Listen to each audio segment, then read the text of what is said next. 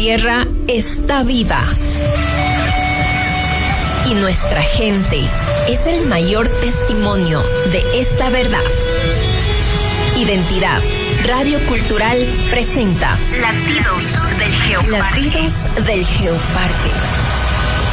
Un encuentro con nuestra gente y espacios naturales únicos y maravillosos. Bienvenidos a compartir la producción más importante para conocer el Geoparque Mundial UNESCO Volcán Tungurahua. Latidos del Geoparque. Porque somos un territorio vivo. Identidad. Latidos del Geoparque. Buenos días con todos. Para mí es un gusto iniciar esta semana y también iniciar este mes de mayo junto a ustedes. Bienvenidos a Latidos del Geoparque. Nos sentimos un poquito emocionados este lunes, ¿no? Venimos recargados de un feriado un poquito extenso en donde pudimos conectar con parte del territorio Geoparque Mundial UNESCO Volcán Tungurahua. El día de hoy tenemos varios invitados especiales. Estaremos conversando con una persona que inició este proceso de los geoparques en el Ecuador y que nos está ayudando a conectar con otros países. También estaremos conociendo el primer geoparque amazónico reconocido por la UNESCO. Estaremos visitando también otro territorio geoparque del Ecuador que forma parte de este comité de geoparques. Y también, por supuesto, con nuestro querido Jorge Perea, el geólogo del Geoparque Mundial UNESCO, estaremos aprendiendo un poquito de nuestro territorio, ¿no? Hoy estaremos hablando de por qué la tierra tiembla. Así que muchísimas gracias a todos quienes nos escuchan, tal vez en sus hogares, en su trabajo, desde sus emprendimientos o tal vez si están regresando del feriado hacia sus casas. Gracias por conectarse con nosotros y compartir esta mañana juntos.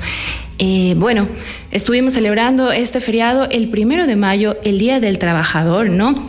Conmemoramos esa lucha por los derechos de los trabajadores, ¿no? Valoramos el trabajo en todas sus áreas y por supuesto en el Geoparque Mundial UNESCO quisimos reconocer también a esos trabajadores silenciosos, a esos animalitos que no tienen horario, que no tienen uniforme, pero que día a día trabajan para tener este ecosistema y este territorio vivo que es el geoparque, ¿no? Estamos hablando de las abejitas, del colibrí, que van polinizando y van creando estos ecosistemas, también del cóndor. También este fin de semana sucedió algo interesante porque nos enviaron un videíto de 2 osos de anteojos que se encontraban en el territorio del geoparque, cerca de la cascada de Mundug en Batate, ¿no? Qué bonito poder observar cómo habitan y cómo habitamos en conjunto estos espacios. Así que gracias a don Segundo Medina por hacernos llegar esos videos tan bellos, ¿no? Que nos alegran la vida al saber cómo cohabitamos con este entorno. También nosotros nos adelantamos un poquito y el día 29 estuvimos ya con bastante acogida dentro del territorio. Agradecer al licenciado Osvaldo Estrada, presidente del consorcio, que nos ayudó a gestionar una entrada gratuita al público al complejo acuático Los Selenes en Guano y también al Museo de la Ciudad, en donde se encuentra nuestra querida momia. Así que agradecer a todos quienes visitaron estos espacios, recorrieron el territorio y como siempre les queremos invitar a que nos etiqueten en redes sociales, a que compartan su aventura y cómo conectaron con este territorio vivo del geoparque. Así que gracias por acompañarnos en esta mañana y no te desconectes que estamos hasta las 10.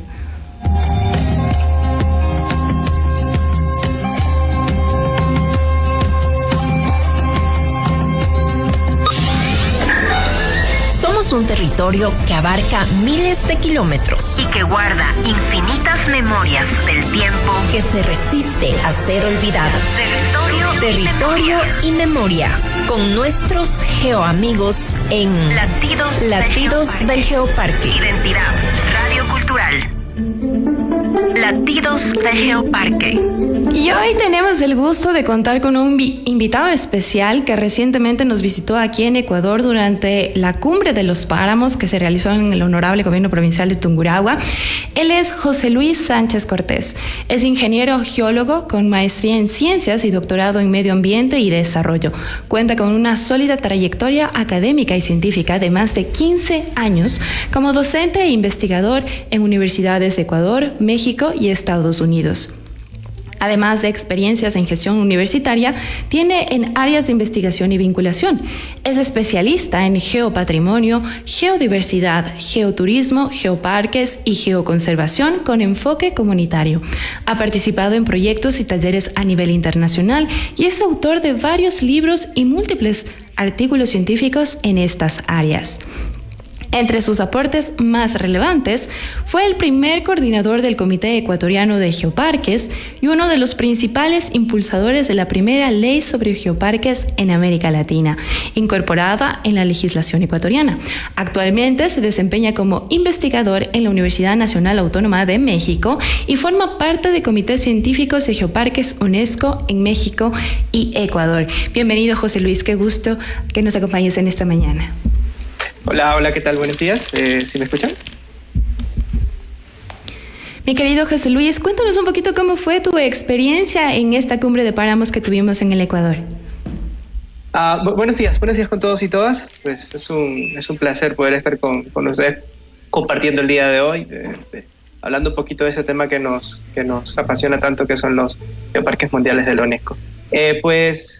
Una experiencia muy bonita, una experiencia maravillosa en la cual pues pudimos compartir con varias personas de diferentes geoparques de América Latina y también pues donde estuvimos compartiendo con muchas personas del Geoparque Volcán Tungurahua. Así que pues fue una experiencia de intercambio de conocimiento muy agradable y pues enviarle las felicitaciones a todos los organizadores y organizadoras de este evento que nos permitió conocer un poquito más sobre estos ecosistemas tan importantes y tan vulnerables como son los páramos de nuestra República del Ecuador, sí, pero fue una experiencia muy interesante y agradable. Estuvimos hablando un poquito sobre la importancia de la geoconservación, ¿no? Nos diste una charlita acerca de este tema y quisiéramos entender un poquito por qué es importante esto, no solo para el geoparque o Volcán Tungurahua o los geoparques del Ecuador, sino a nivel de Latinoamérica. Sí, por supuesto, ¿no? Estábamos hablando un poco de los procesos estos de geoconservación, que es uno de los pilares fundamentales dentro del andamiaje o la estructuración de un geoparque, ¿no? Es uno de los pilares de la gestión de un geoparque. Y mencionábamos dentro de la plática que pues la geoconservación es un proceso que involucra la participación de las comunidades. Y un geoparque mundial de la UNESCO, sin la participación o sin el involucramiento social, pues no funciona de la misma forma, no funciona bien. Entonces la geoconservación es una de esas actividades que involucra precisamente la participación social desde diferentes perspectivas, ¿no? El hecho de que cuando nosotros desarrollamos procesos de geoconservación estamos iniciando un proceso de participación social, un proceso de reconocimiento, es un proceso de decisión social. No es un efecto impositivo, sino que es más vale el hecho de que las comunidades locales logren identificar los elementos que son patrimoniales o los elementos con los cuales pues tienen algún arraigo patrimonial, y a partir de ese proceso de identificación, de empoderamiento, es como se logra generar estrategias para su protección y para su uso sostenible, ¿no? Entonces, estábamos conversando un poquito de eso, sobre algunos ejemplos de cómo la sociedad a lo largo del mundo pues logra desarrollar acciones y actividades en las cuales se empodera y hace un uso sostenible de esos recursos que ellos mismos destinan conservarlo por decisión y por vocación comunitaria, apoyado, por supuesto, por la gobernanza ya a nivel provincial, local, municipal. Entonces es un proceso, digamos, ahí mancomunado entre la gestión de los gobiernos locales, municipales, y también la gestión comunitaria.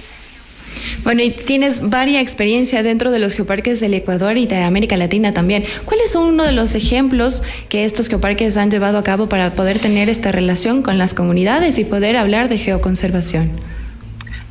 Vaya, podría hablarte del caso del Geoparque Napo-Sumaco, pero entiendo que Daniel va a estar un poquito más adelante con nosotros, así que pues te puedo comentar el caso de los geoparques acá en México, ¿no? Donde se trabaja desde un enfoque muy comunitario, ¿no? Hay un trabajo fuerte desde las bases de las comunidades locales, en donde pues son ellas las que toman las decisiones, por supuesto bajo la orientación o bajo la guía, podemos decir, de los entes académicos, ¿no? Ahí hay un trabajo mancomunado entre los gobiernos municipales, el trabajo comunitario y también el desarrollo académico. Les contaba un poco, por ejemplo, el caso de la gestión del agua, de cómo las comunidades locales se organizan para la colecta o el acaparamiento de agua, dado que estamos en una zona donde pues, tenemos muy poco potencial hídrico, es muy poca lluvia, entonces las comunidades tienen que organizarse para poder colectar agua y luego cuando tienen algo de lluvia, pues pueden recolectar esa agua para poder gestionarla y poder distribuirla a las diferentes familias que forman parte de la comunidad. También les contaba el ejemplo de la construcción de represas para el mantenimiento del suelo. El geoparque Mixteca Alta acá en México, por ejemplo, es un geoparque donde se encuentra sentado en un territorio que es muy fácil de erosionar. Las rocas que están constituidas o las rocas que están debajo de estos asentamientos comunitarios están constituidas por unas rocas muy blandas que son fáciles de erosionar. Entonces, debido a que son tan fáciles de erosionar, las comunidades tienen que generar estrategias para evitar que se pierda el suelo, porque como tú y yo sabemos y todos sabemos, el suelo es un recurso muy valioso para la agricultura, para la construcción, etcétera. Y se pierde mucho suelo, se pierde toneladas de suelo al año. Entonces ellos se organizan para construir unas estructuras que son como unas represas, que se les llama lavabordos, y esas represas lo que hacen es generar un proceso de contención de suelo, ¿no? Y además también ayudan a la infiltración del agua. Entonces son procesos colaborativos que se desarrollan de forma comunitaria y que también fomentan los procesos de geoconservación, en este caso del agua y del suelo, ¿no? Entonces eso más o menos mencionábamos también en la plática anterior. Bueno, y tenemos varios beneficios, ¿no?, en trabajar con la comunidad y la geoconservación, pero ¿cuáles son estos desafíos que enfrentan los geoparques de América Latina en este tema tan importante? Wow, esa es una pregunta bastante complicada y muy extensa, la verdad. La participación comunitaria no es un tópico que sea muy fácil de gestionarlo, ¿no? Como todos sabemos, el trabajo con las comunidades a veces es un poco complejo debido a las dinámicas propias que tiene cada comunidad, ¿no? Muchas veces quienes tomamos decisiones o quienes toman decisiones, pues vivimos en otra dinámica, tenemos otros tiempos, tenemos otras necesidades, tenemos otras visiones del territorio, ¿no? Y a veces cuando vamos a las comunidades, pues nos encontramos que las visiones no siempre son las mismas y las necesidades no son las mismas. Entonces ahí llega o se necesita generar un diálogo de saberes, un diálogo de intereses y buscar convergencias, ¿no? ¿Por qué es bueno hacer esto? Básicamente porque cuando nosotros trabajamos en sus territorios, nosotros trabajamos en los territorios de las comunidades locales, por ende lo que se busca es de que se mejoren los procesos de gobernanza, que la toma de decisiones que vienen desde las autoridades locales puedan también ser socializados o que puedan ser también democratizados con las comunidades, con las personas que viven en estos territorios, ¿no? Otra cosa muy importante es, además de incluirlos en las decisiones, es también identificar cuáles son los elementos que las comunidades consideran como patrimonio propio, ¿no? Porque una cosa es que venga un científico o un técnico y te diga necesitamos conservar esto y esto. pero hay que ver si las comunidades tienen algún arraigo cultural o algún arraigo patrimonial con ese sitio que el técnico ofrece proteger y conservar. Entonces, cuando no hay un punto de vista, un consenso entre ambos, puede haber conflictos y nunca llegamos a acuerdos. Entonces, la idea es que cuando nosotros vayamos o cuando se trabaja con las comunidades, que ellos sean quienes propongan, y nosotros en conjunto pues generar las herramientas para poder generar o para poder dotar los insumos técnicos o científicos para poder dar un criterio de por qué un sitio específico tiene un determinado valor patrimonial. Entonces, esa es la idea, ¿no? Tratar de llegar a un fin común, ¿no? Al fin y al cabo, pues las comunidades son las que están arraigadas en el territorio donde nosotros trabajamos. Pero lastimosamente a veces sucede, no siempre, a veces sucede que no tenemos las mismas dinámicas de trabajo o los mismos intereses, ¿no? La idea es tratar de buscar el bien común y tratar de buscar intereses que resulten comunes para ambas partes, ¿no? Es una pregunta bastante complicada, pero ese es el resumen, digamos, ¿no? Y justamente, bueno, cuando hablamos de las comunidades que habitan este territorio, yo siempre tengo esta duda, ¿no? A veces creemos que son ellos las únicas personas que pueden hablar de geoconservación, pero en realidad, ¿cuáles son las acciones que las personas que hacemos uso de estos elementos que nos dan estos territorios podemos realizar para también apoyar a la geoconservación de este territorio? Claro, no. La participación comunitaria está dada por las comunidades locales, y su empoderamiento es sumamente importante porque te garantiza la sostenibilidad del proyecto. Si tú no involucras a las comunidades desde el inicio del proyecto, probablemente va a ser un proyecto que no va a tener una muy buena base social que garantice a futuro su consolidación. Así que es fundamental. Pero eso no significa que otras personas podamos también realizar actividades de conservación dentro de esos territorios, ¿no? Por ejemplo, el caso de las universidades. Muchas universidades no tenemos base en las zonas de los geoparques. Sin embargo, vamos a las universidades a desarrollar procesos de capacitación, procesos de educación, de fortalecimiento de capacidades. Entonces, en ese sentido, aunque los docentes o investigadores de las universidades no vivan o no trabajen en las comunidades, también desarrollan procesos de conservación, porque la educación también es una actividad, es una acción que fomenta el sentido de pertenencia y el sentido de identidad. Así que, si bien es cierto, las comunidades locales son la base, hay un serio andamiaje o hay una relación externa con muchísimos otros factores que fortalecen estos procesos también de conservación. Solo para dejar ese punto. Gracias. Quisiera también contar un poquito de la experiencia que tuvimos, ¿no? En la Cumbre de los Páramos tuvimos 2 días, una en donde aprendimos bastante, ¿no? De bastantes personas que pudieron compartir un poquito sus experiencias, y el segundo día pudimos ir al territorio, ¿no? Estuvimos en el Teligote viendo un poquito cómo funciona el tema de los páramos, los colchones de agua. ¿Cuáles son los aprendizajes más importantes que puedes rescatar de estos días dentro de la Cumbre de los Páramos? Sí, bueno, dentro de mi vida académica casi no he tenido mucha relación en trabajar en las zonas andinas. Más me había dedicado a trabajar en la zona amazónica y por supuesto en la costa ecuatoriana. Casi no tenía mucha experiencia en estos aspectos de la captura de agua en la zona andina. A mí me pareció algo bastante simpático, bastante espectacular, ver cómo en la zona alta de los páramos se acumula el agua gracias a la acción de la acumulación de agua en los suelos en conjunto con las plantas, ¿no? Entonces la comunidad de Teligote está haciendo un trabajo maravilloso en cuanto a la captura de esas zonas de captación o esas zonas de captación de agua para poder desarrollar procesos de administración de agua en la comunidad. Me pareció súper chévere, y la vinculación que tiene también el gobierno provincial. Además también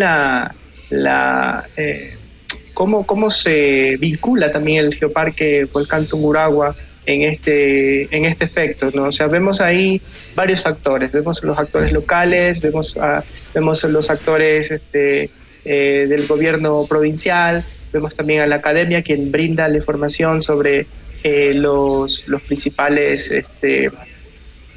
las principales plantas, hongos que vimos en el camino, la formación de este volcán extinto, Es decir, hay una conjunción de diferentes actores que están buscando un bien común. Y eso precisamente es la geoconservación, eso precisamente es el proceso de empoderamiento, eso precisamente es la gobernanza, en los cuales pues a través de diferentes acciones o de diferentes aportes se logra definir o se logra coadyuvar un fin o un bien común. Entonces, en el caso del volcán Tungurahua se nota que estos efectos o estas actividades se están cumpliendo de la mejor manera, ¿no? Y lo que tú mencionas, el Cerro Telingote, es solamente un buen ejemplo de cómo la gestión de la geoconservación se hace de una forma participativa y bajo un aspecto muy aplicado a lo que es la verdadera gobernanza, ¿sí?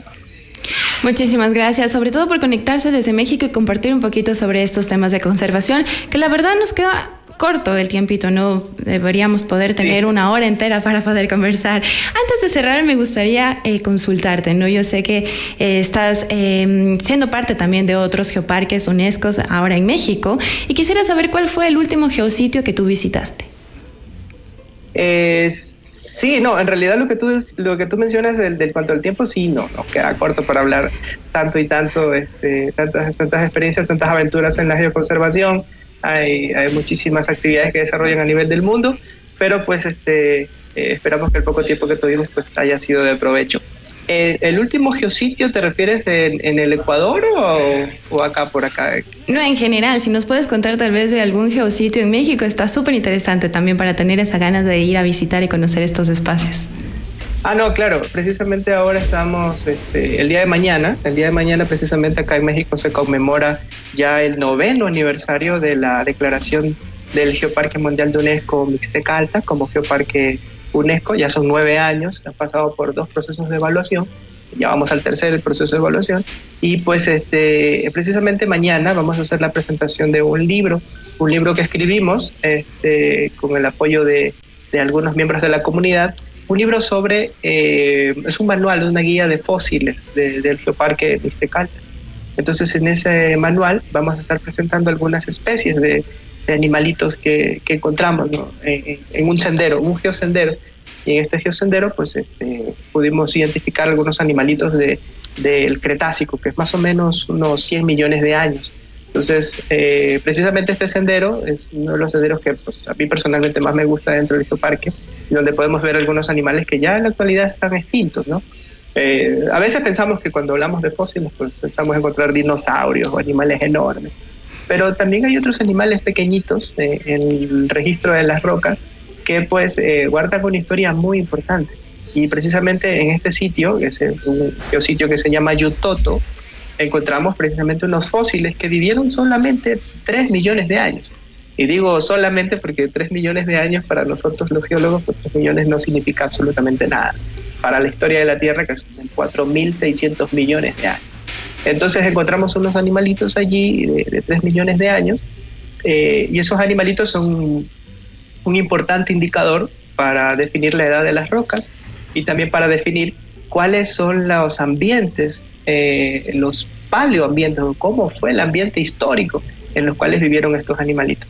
Entonces, ese es uno de los sitios más interesantes porque nos permite hacer una reconstrucción histórica sobre cuáles fueron los elementos ambientales hace 100 millones de años y cómo nosotros como geólogos pudimos hacer, o paleontólogos o biólogos, cómo pudimos hacer una reconstrucción de esos escenarios, ¿no? Gracias a la ayuda de los fósiles. Así que pues si me mencionas eso, si me preguntas eso, cuál es el último sitio o la última relación que he tenido con geositios, precisamente es con este geositio Yutoto, que es donde pues se encuentran estos fósiles del Cretácico que tienen más o menos unos 100 millones de años. Súper interesante, ¿no? Muchísimas gracias. Justo estuvimos en el anterior programa hablando con nuestro querido Jorge Perea, el geólogo del Geoparque, sobre los fósiles. Así que si quieren aprender un poquito más, pueden revisarlo en nuestras redes sociales y en nuestros canales de YouTube, como Geoparque, Volcán Tungurahua y Radio Identidad Cultural. Muchísimas gracias, José Luis, por acompañarnos en esta mañana. ¿Cuál sería el último mensaje o el mensaje final para todos aquellos que nos ven y nos escuchan? No, gracias a ustedes por su cordial y gentil invitación. Nosotros estamos siempre a las órdenes.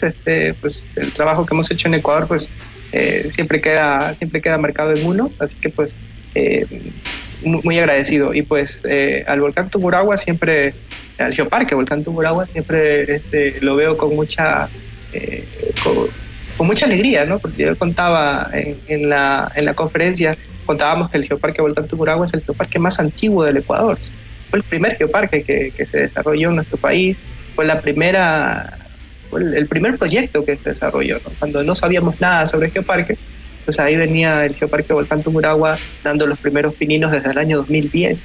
Así que pues todos aprendimos de volcán Tungurahua, todos hemos estado viendo sus aciertos y también hemos visto también cuáles han sido los problemas que han tenido en el camino, para nosotros también aprender de eso, ¿no? Así que pues como última palabra, pues felicitar todas las actividades que están desarrollando en volcán Tungurahua, porque es un muy bonito ejemplo para nosotros y es un ejemplo para seguir, no solamente para los geoparques de Ecuador, sino también para los geoparques de América Latina. Y por ende, pues felicitarles por todo lo que están haciendo, por este programa y por todas las iniciativas que están desarrollando en pro de los procesos de geoconservación y en pro de la participación de las comunidades locales en la gestión de su patrimonio.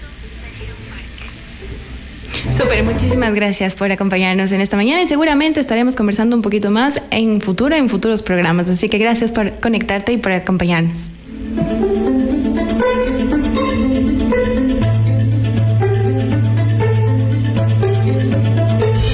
Identidad Radio Cultural está presentando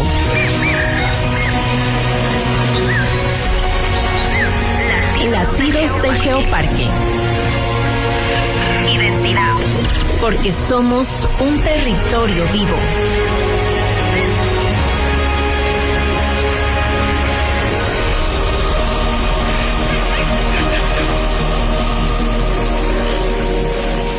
Latidos del Geoparque. Existen diferentes voces que nacen desde el territorio Y que cada día dan vida a varias iniciativas. Conozcamos juntos nuestra Agenda Geoparque.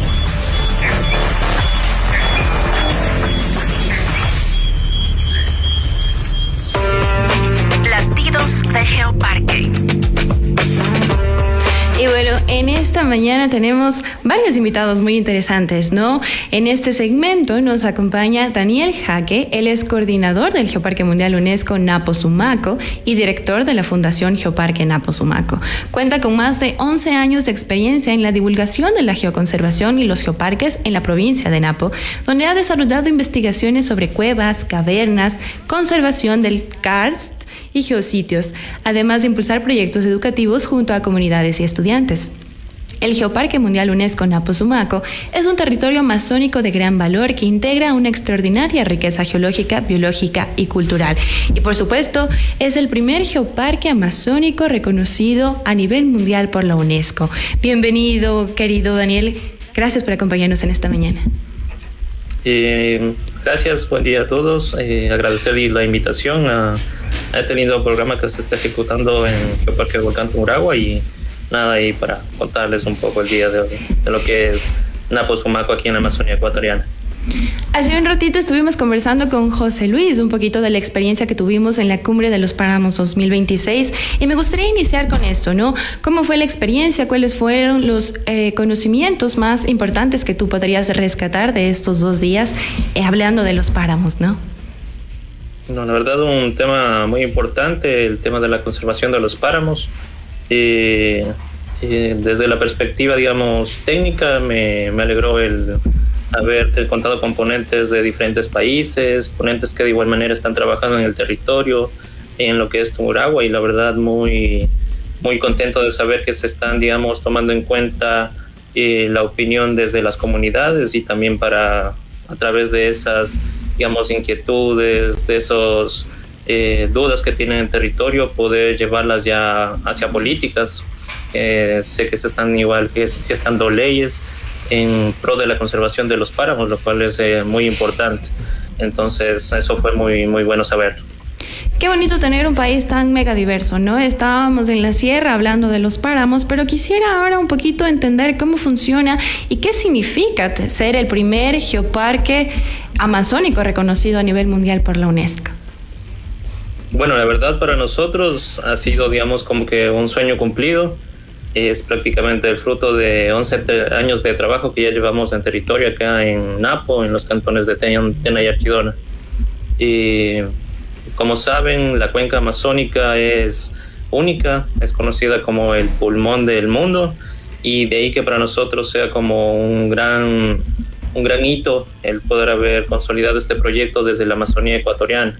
La Amazonía ocupa prácticamente un espacio en 7 países, y justamente aquí en Ecuador, que llevamos, digamos, trabajando en este proyecto con la academia, autoridades, comunidades, y feliz de que lo hayamos, digamos, conseguido esta certificación desde UNESCO. Justamente fue el año pasado, ahí en conjunto con Volcán Tungurahua, que se obtuvo. Entonces ya tenemos de igual manera un año ya como Geoparque Mundial, y justamente aquí en la Amazonía ecuatoriana. ¿Qué es lo que hace único a este geoparque de Napo Sumaco? Hablamos de la Amazonía, pero ¿cuáles son estos geositios que los diferencian, ¿no?, de muchos otros? Bueno, la verdad es que el Ecuador, al estar en un punto estratégico como es la zona de donde chocan las placas, donde se originaron los Andes, y esto también permitió a su vez la formación de la cuenca amazónica, nos permite encontrar una gran diversidad desde la parte geológica. Entonces de ahí que nosotros como proyecto por ahí del 2015 tuvimos la oportunidad de empezar a explorar el tema desde la visita a sitios como cuevas, cavernas inicialmente, y de ahí que esa de exploración, esas investigaciones permitieron que de igual manera se vayan sumando otros geositios importantes. Nosotros tenemos como nuestro símbolo, nuestro geositio símbolo, al volcán Sumaco, el cual de igual manera es muy diferente a los volcanes que podemos encontrar en la sierra. Es justamente por su posición dentro de la Amazonía y el origen que tiene lo que ha permitido como que este volcán igual sea un geositio muy simbólico e importante.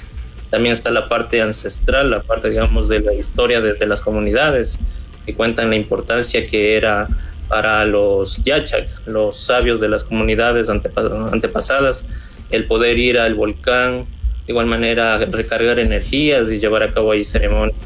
Entonces, todos estos aspectos suman para que dentro de lo que es Tena Archidona, con el Geoparque Napo Sumaco, contemos con una gran diversidad de geositios, y a su vez también es la parte cultural la que complementa la importancia que tienen dentro del territorio, y que desde, digamos, desde hace 11 años, en conjunto con la academia, hemos tratado de, por un lado, conocer esos conocimientos, tener en cuenta la parte ancestral y sumar la parte técnica, la parte investigativa.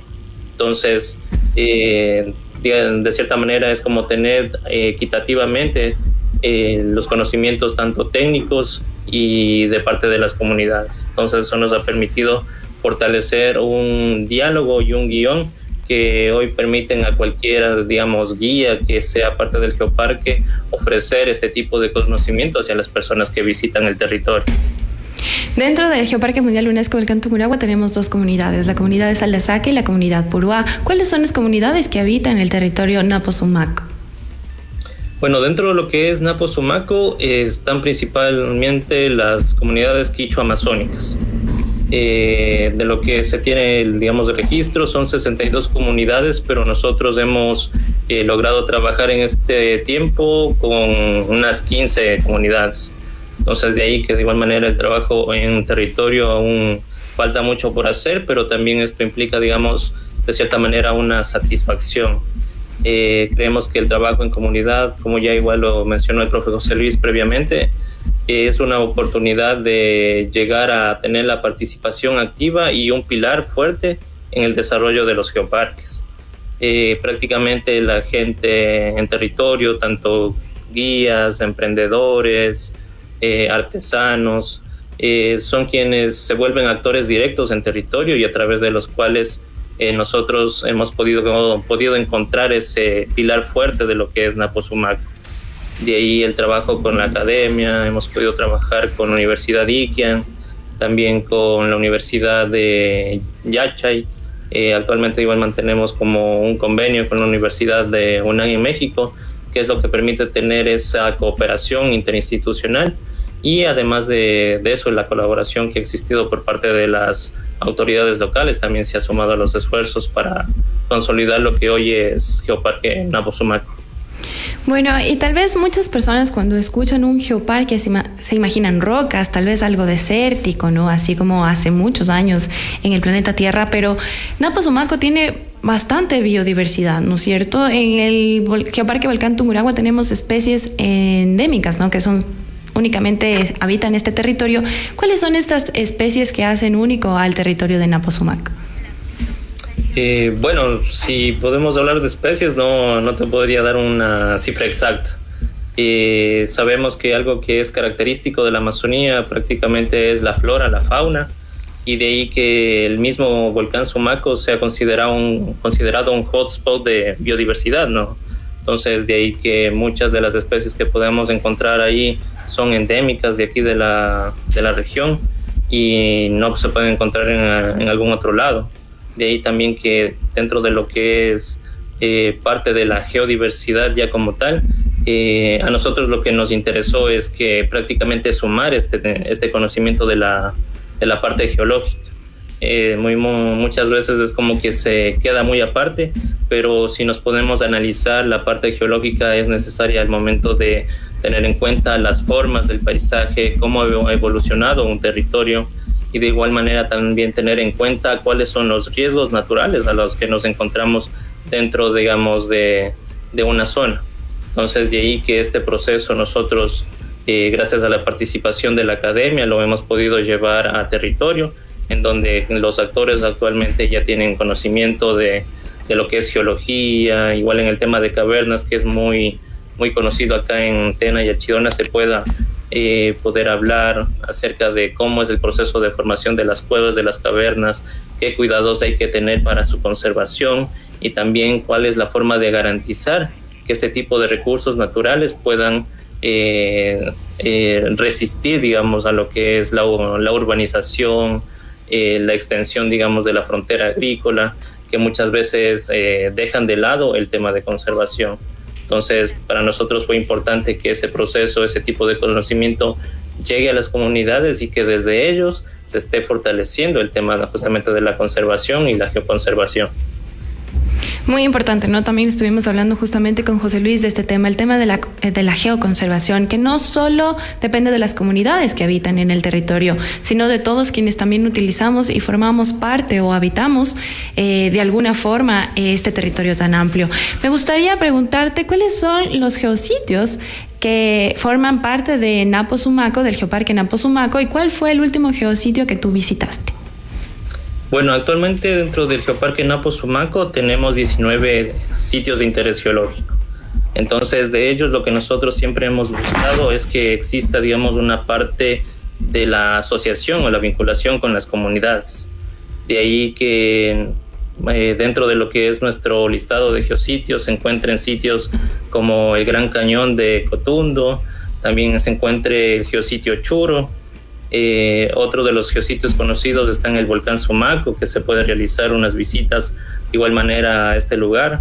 También encontramos la Laguna Azul, que es un sitio muy importante, y obviamente cada uno de estos lugares tienen su propia historia geológica, su propia historia evolutiva, y eso es lo que, digamos, caracteriza de cierta manera el poder dar esa diversidad a lo que es el contexto de geositio.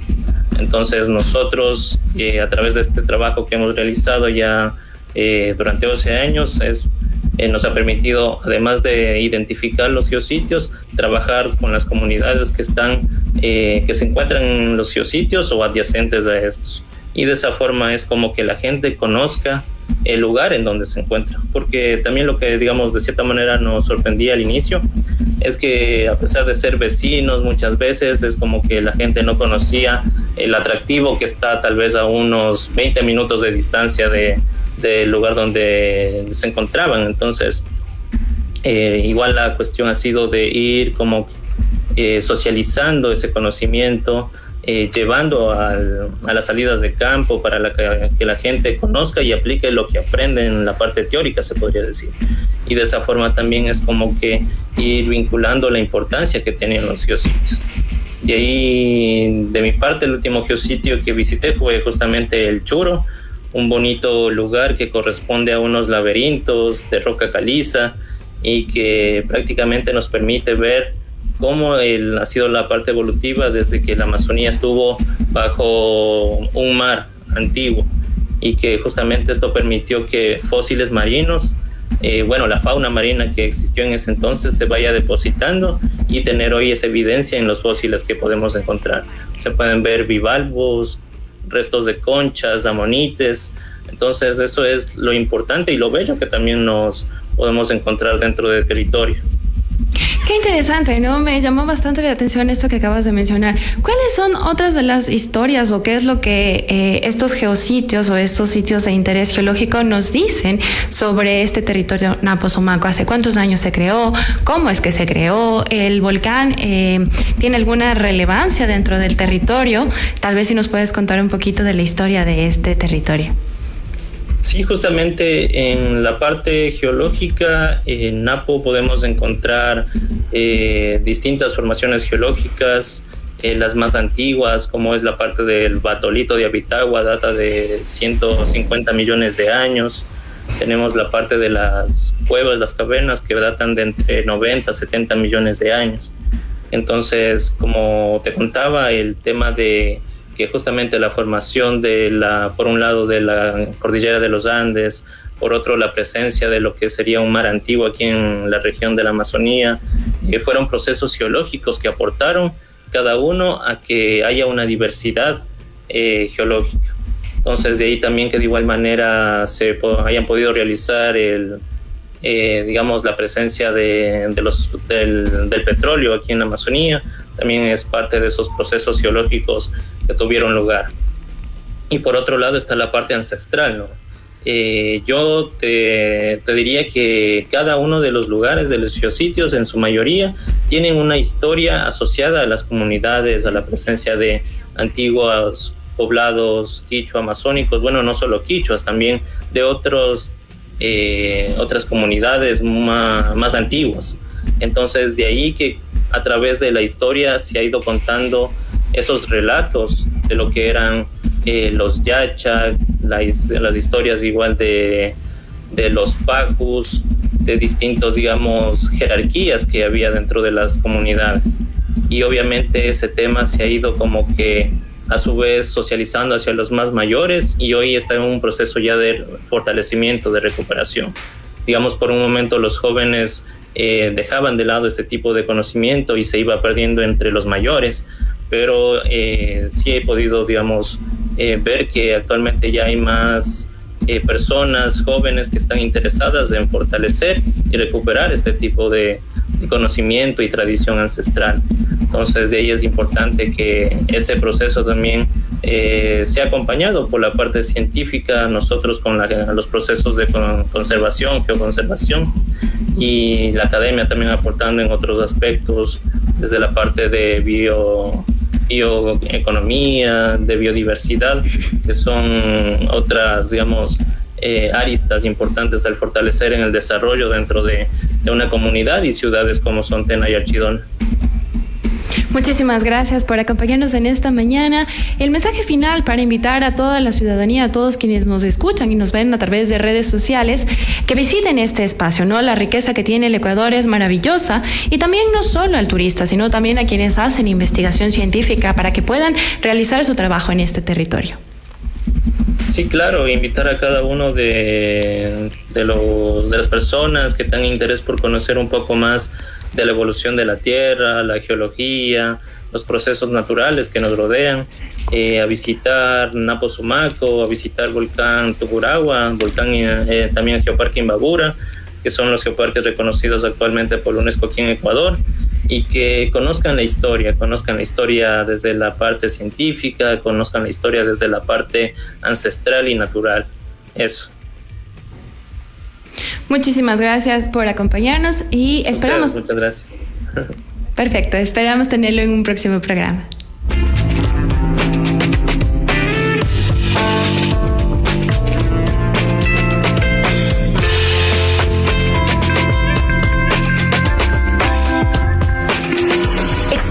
huellas marcadas en la Tierra que no pueden ser borradas. Huellas de un planeta vivo. Que dan testimonio de un conocimiento que debemos aprender. Geociencia. Con las voces que saben. Latidos de Geoparque. Por Identidad Radio Cultural. Latidos de Geoparque. Y bueno, en esta mañana nos acompaña como todos los lunes nuestro querido Jorge Perea, geólogo del Geoparque Mundial UNESCO Volcán Tungurahua, y nos va a enseñar un poquito más del territorio que habitamos, ¿no? Porque estamos en un territorio vivo y el día de hoy tenemos un tema bastante interesante que es ¿por qué nos tiembla, no? ¿Por qué a veces el mundo se mueve un poquito? Estamos hablando justamente de los sismos. Jorge, bienvenido, qué gusto tenerte en esta mañana. ¿Qué tal, Estefi? Buenos días, ¿cómo estás? Sí, hoy vamos a hablar un poquito sobre lo que son los sismos, porque bueno, esto nos compete ya no solo a nivel local, regional, sino ya global.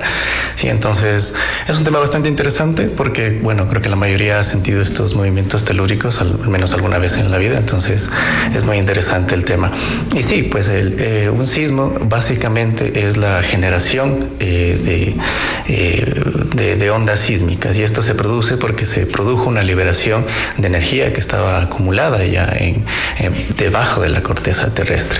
Y esto pues se da básicamente porque, ya tenemos que hablar ya un poquito más en el ámbito científico, y la geología nos explica el movimiento de placas, la teoría de placas. Entonces, la teoría de placas que nos dice que, bueno, debajo de la corteza terrestre tenemos grandes bloques de roca que, bueno, en su grosor y en su profundidad abarcan cientos, miles de kilómetros, y que tienen interacción entre placas. Entonces es muy interesante porque tenemos al menos 3 diferentes tipos de interacciones de placa. Las convergentes, cuando se unen estas placas y se producen estos terremotos. También las divergentes, en este caso las placas se alejan, las placas tectónicas, y las transformantes, las cuales son básicamente un movimiento lateral, y también se producen pues estos movimientos. Bueno, dentro del Ecuador hemos tenido bastante movimiento, ¿no? Pero ¿cuál es la diferencia entre un sismo y un terremoto? Quisiera, para iniciar, poder diferenciar estos dos movimientos que hay en la Tierra. Bueno, básicamente hablamos casi de lo mismo. Cuando hablamos ya de un terremoto hablamos de magnitudes ya un poco más fuerte, pero son los mismos diferentes movimientos telúricos, ¿sí?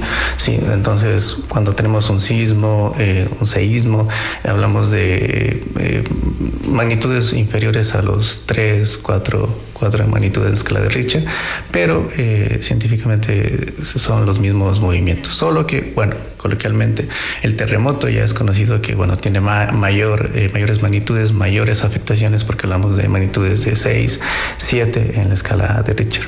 Bueno, en todo el planeta tenemos bastante movimiento, ¿no? Chile es conocido por un país en donde ocurren bastantes terremotos, pero en Ecuador también hay bastante movimiento. ¿Por qué en esta zona hay estos tipos de sismos?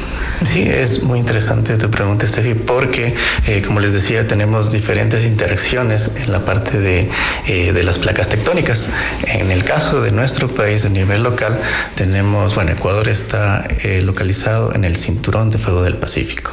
Entonces, esta zona es altamente activa en movimientos tectónicos, y como les decía y como hemos conversado alguna vez, tenemos esta interacción de las placas tectónicas. En este caso tenemos la subducción, que es la convergencia de placas. Entonces, que tenemos la placa de Nazca subduciendo a la placa sudamericana, y esto pues aparte de formar el valle interandino, las montañas, los volcanes, también produce movimientos telúricos. Pues hablamos de un territorio, hablamos de un planeta que siempre está en movimiento. Nuestro planeta está en movimiento tanto externo como interno. Sí, siempre tenemos movimiento, no hablamos de una esfera rígida, no hablamos de algo que está quieto, sino que adentro tenemos la corteza, el manto, debajo de miles de kilómetros, y tenemos esta interacción. Se producen estos efectos físicos aquí, y tenemos esta interacción en la parte de, bueno, en nuestro país, la subducción, la convergencia de placas, y tenemos alta actividad sísmica. Entonces también tenemos esta actividad.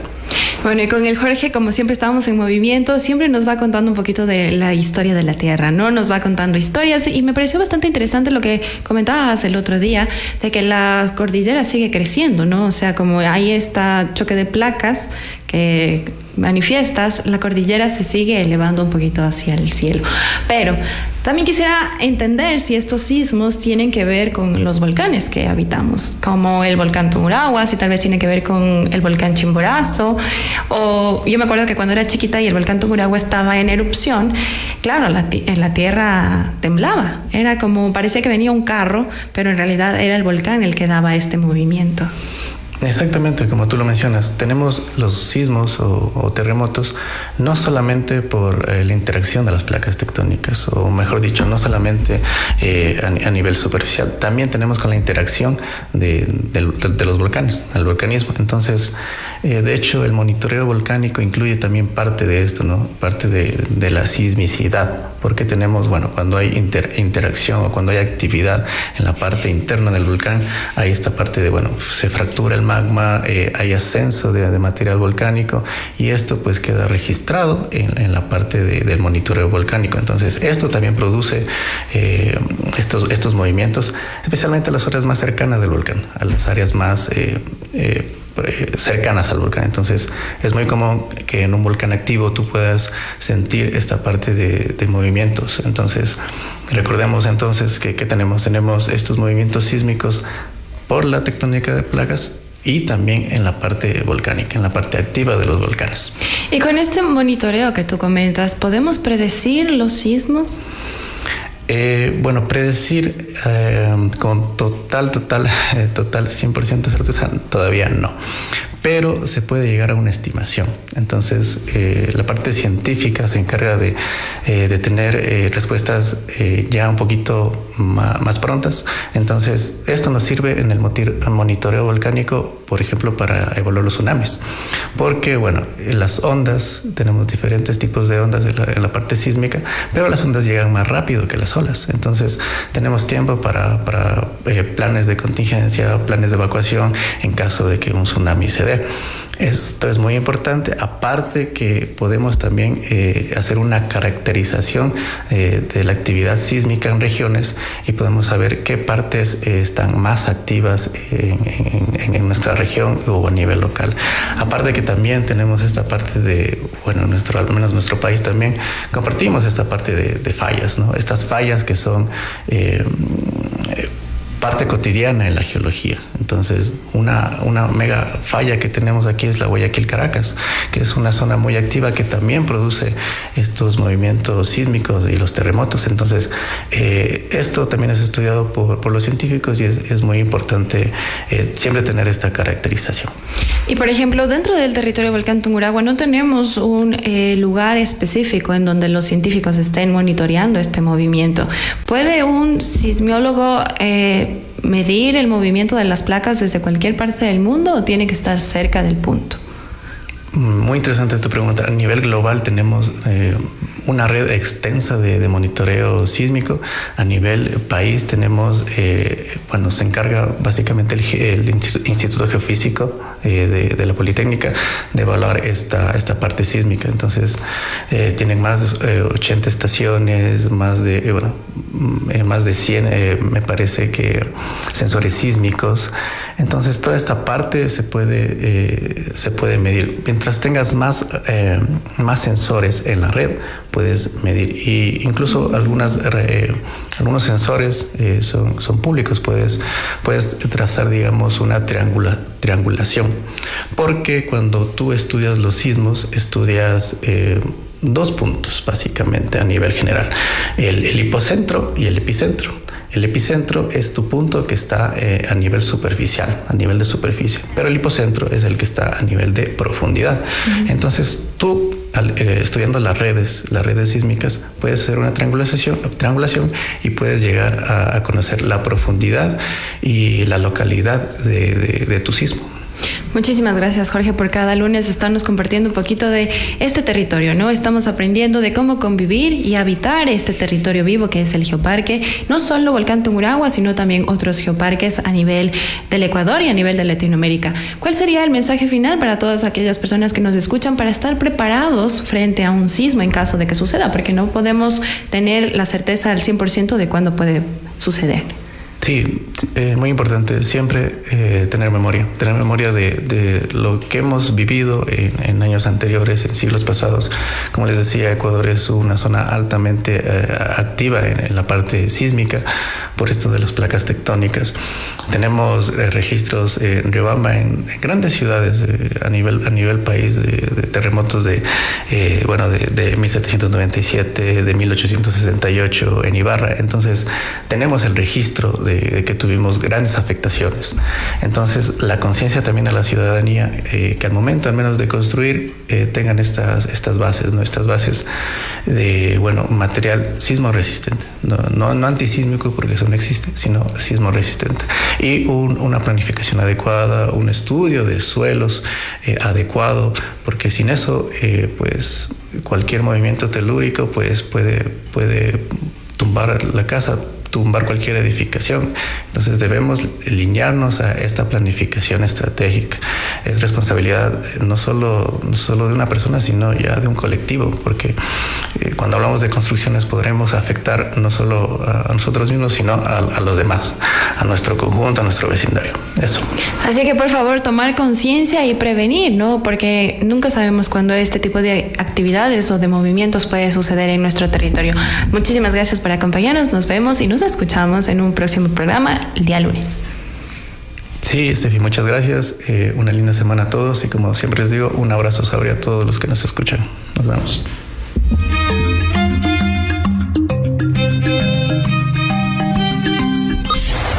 Gracias por formar parte de nuestro encuentro Para aprender sobre el Geoparque Mundial UNESCO Volcán Tungurahua.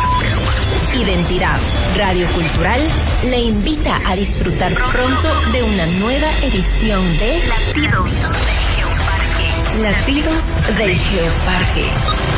Somos un territorio vivo.